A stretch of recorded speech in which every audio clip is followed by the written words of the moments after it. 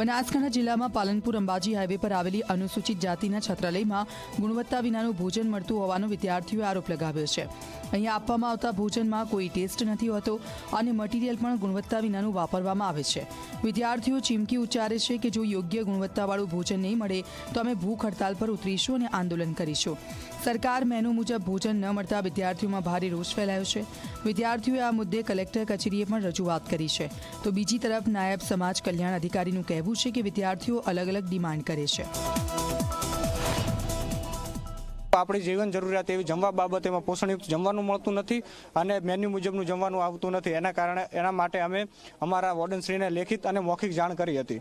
ત્યારબાદ અમે અમારા નિયામક સાહેબને પણ જાણ કરી હતી લેખિતમાં પણ, પરંતુ અત્યાર સુધીમાં અમારા પ્રશ્નનું કોઈ સોલ્યુશન આવ્યું નથી। પોષણયુક્ત જમવાનું બનાવવામાં આવતું નથી, મેન્યુ પ્રમાણે જમવાનું બનતું નથી, તેલ જે વાપરવામાં આવે છે બહુ હલકી ક્વોલિટીનું વાપરવામાં આવે છે, જેના કારણે વિદ્યાર્થીઓને અન્ય ઘણા પણ રોગો થાય છે। અને અમારી એક જ આશા છે કે આ પ્રશ્ન વારંવાર ના બને અને એના કારણે થઈ અને કોઈ પણ પ્રકારનો ઇસ્યુ પાછળથી ના બને। ખોટી વસ્તુ છે, કેમ કે એ લોકોને પહેલા ચેક કરીને જ પછી જમવાનું બનાવવામાં આવે છે।